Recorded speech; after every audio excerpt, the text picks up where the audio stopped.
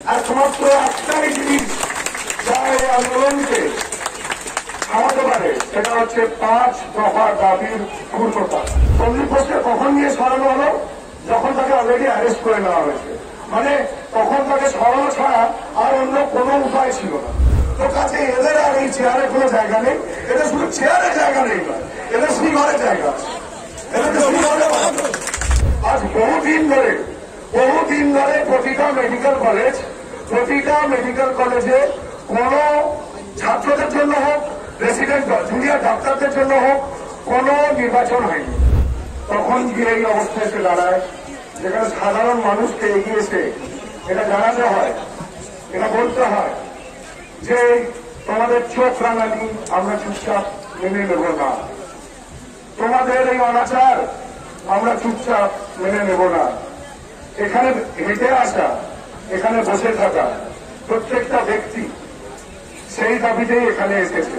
চোখের চোখ রেখে কথা বলতে এসছে, বলতে এইটা জানাতে এসছে, তাদের দাবি জানাতে এসছে যে তোমার অনাচার আমি মেনে নেব না। ধর্ষিতা যারা হয়েছে তাদের ওপর যে অনাচার হয়েছে তা আমরা চুপচাপ মেনে নেব না। অভয়ার পরেও নানা ঘটনা এই বাংলা জুড়ে হয়ে চলেছে। বাংলা আজকে সত্যি হতাহত, ক্ষতবিক্ষত। কিন্তু এই যে লড়াইটা আমরা লড়ে চলেছি, এই লড়াই থেকে আমরা কোনোভাবে পিছু হটতে রাজি নয়। এই আন্দোলন মঞ্চ, এই অবস্থান বিক্ষোভ, এই সমস্ত কিছু চলবে যতক্ষণ না আমাদের 5 দফা দাবি মেনে নেওয়া হবে। একমাত্র একটাই জিনিস যা এই আন্দোলনকে থামাতে পারে, সেটা হচ্ছে 5 দফা দাবির পূর্ণতা। তাই জন্য এখানে বসে থাকা প্রত্যেক ব্যক্তিকে আমি আরেকবার সেই 5 দফা দাবি এবং তা কিভাবে ন্যায়ের সাথে যুক্ত সেটা মনে করিয়ে দিতে চাই। প্রথম দাবি, সেটা সুস্পষ্ট দাবি যে অভয়ার এই করুণ পরিস্থিতির জন্য যারা দায়ী তাদের যত তাড়াতাড়ি সম্ভব বিচারালয়ে নিয়ে যেতে হবে, তাদেরকে চরম শাস্তির দিকে ঠেলে দিতে হবে, অভয়াকে বিচার দিতে হবে। এটা আমাদের প্রথম দাবি। দ্বিতীয় দাবি স্বাস্থ্য জড়িত। কেন স্বাস্থ্য জড়িত?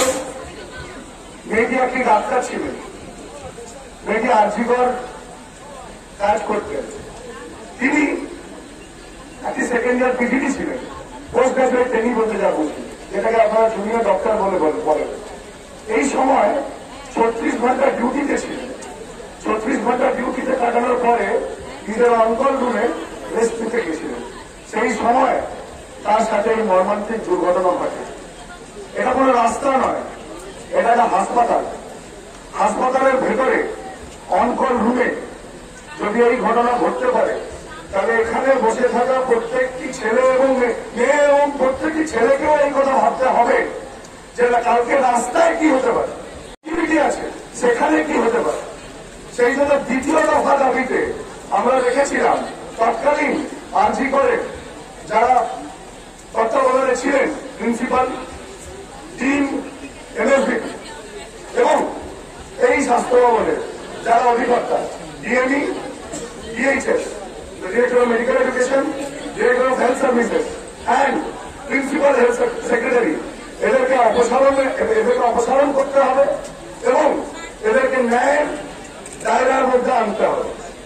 আগেই বলে যাই, কালকে সন্দীপ ঘোষ বেশ কিছুদিন আগেই অ্যারেস্ট হয়েছিলেন মানি ট্রেনের ইয়েতে, মানে আর্থিক দুর্নীতির মামলায় তিনি অ্যারেস্ট হয়েছিলেন। কালকে তিনি এবার অ্যারেস্ট হয়েছেন রেপ আর মার্ডারের চার্জে। তো কাজেই আর দলের কয়েকটি ছেলের মধ্যে একশো গেছে। এবার আসি স্বাস্থ্য ভবন সূত্রে। স্বাস্থ্য ভবনের কাছে আমাদের দাবি ছিল যে সন্দীপ ঘোষকে সরাতে হবে আর তাকে ন্যায় দাঁড়ায় আনতে হবে। স্বাস্থ্য ভবন সেটা করতে পারেন। সন্দীপ ঘোষকে কখন নিয়ে সরানো হলো? যখন তাকে অলরেডি অ্যারেস্ট করে নেওয়া হয়েছে। মানে তখন তাকে সরানো ছাড়া আর অন্য কোনো উপায় ছিল না। তখনই একমাত্র সন্দীপ ঘোষকে সরানো হলো এবং আমরা মনে করি এটা আমাদের দাবির সফলতা নয়, এটা স্বাস্থ্য ভবনের বিফলতা।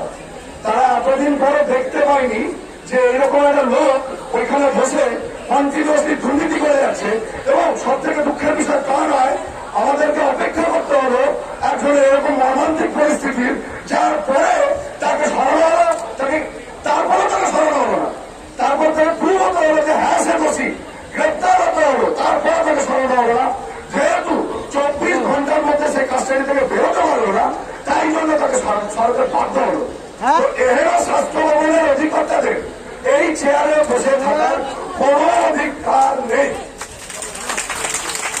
এছাড়াও এটা একমাত্র কারণ নয়, আইনের আওতায় আনতে বলছি, তার আরেকটা বড় কারণ হচ্ছে এইটা, একটি নোটিশ বেরিয়েছিল, একটি নোটিশ। সেই নোটিশে কি লেখা ছিল জানেন? For the renovation of rest rooms and on call rooms. আমরা একটা নোটিশ বের করছি, সেই নোটিশটি বের করে কি রেনোভেট করতে প্রথমে শুরু করা হয়েছিল জানেন? ওই ক্ষেত্রস্থল যেখানে এই মর্মান্তিক দুর্ঘটনা ঘটে, যেটাকে আমরা ক্রাইম সিন বলে জানি, সেইটাকে এই ঘটনাটা সব থেকে প্রথমে রেনোভেট করতে লেগেছে।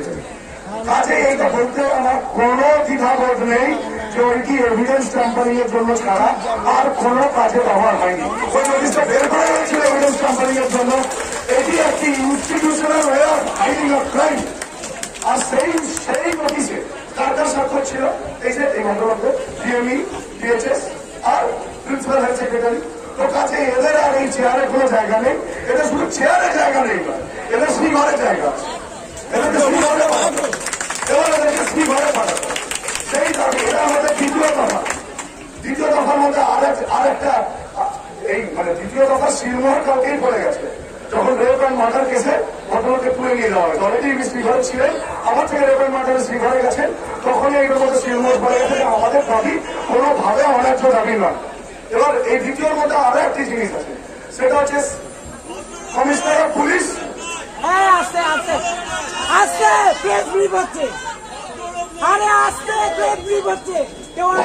ভদ্রলোক নয়, একদম ভদ্রলোক নয়, ওই ভদ্রলোকটি বলেই অভদ্র, ঠিক ঠিক একদম ভদ্রলোক নয়।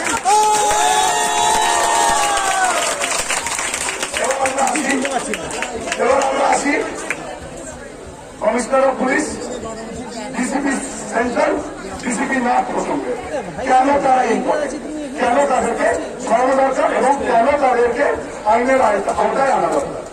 সংগ্রাম যেটা বললো আমি আরেকবার বলে দিচ্ছি যে সংখ্যার সীমা আছে, ডিসিপি সেন্ট্রাল আর ডিসিপি নর্থ প্রসঙ্গে কেন তাদের সরাটা দরকার এবং কেন আমরা তাদেরকে চাইছি।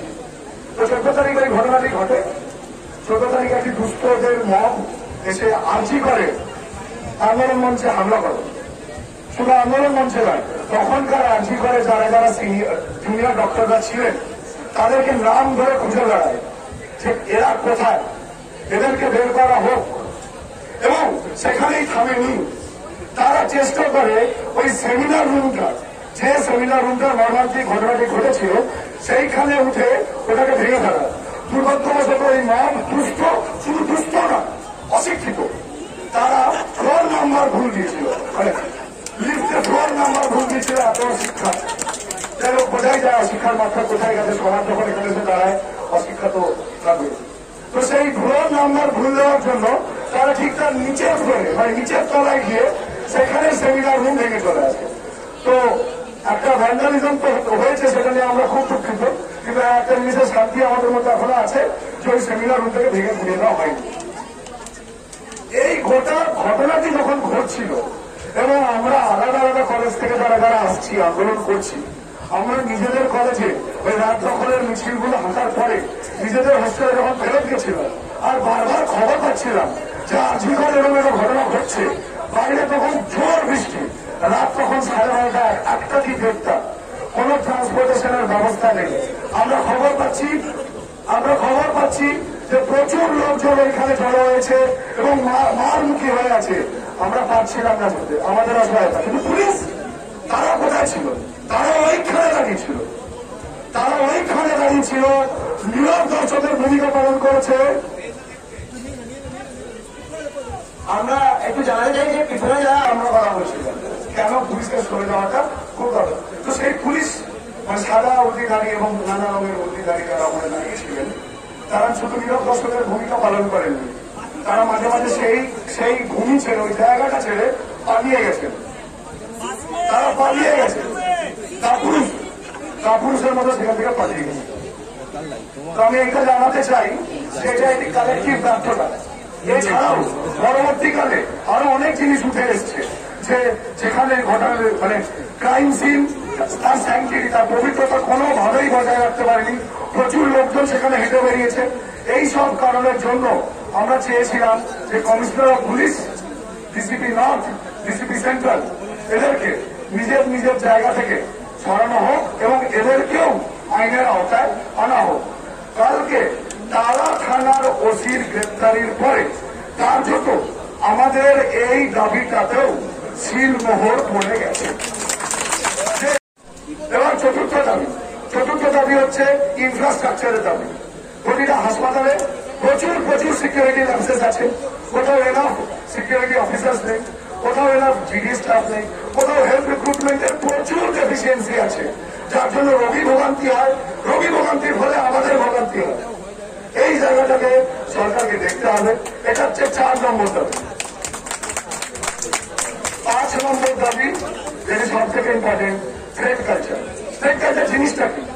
আজ বহুদিন ধরে প্রতিটা মেডিকেল কলেজে কোন ছাত্রদের জন্য হোক, রেসিডেন্ট জুনিয়র ডাক্তারদের জন্য হোক, কোন নির্বাচন হয়নি।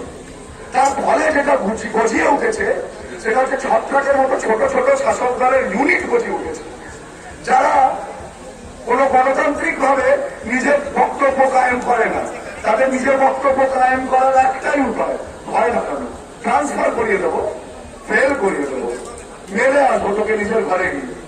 এই ধরনের থ্রেড কালচারের আগেনস্টে আমাদের 5 নম্বর দাবি, যে এবার সুস্পষ্টভাবে প্রতিটা মেডিকেল কলেজে নিজের ছাত্রদের জন্য নির্বাচন করতে হবে, সে স্টুডেন্টস ইউনিয়ন ইলেকশন হোক। বাংলা হান্টের আরো খবর দেখতে নজর রাখুন। বাংলা খবর মানেই বাংলা হান্ট।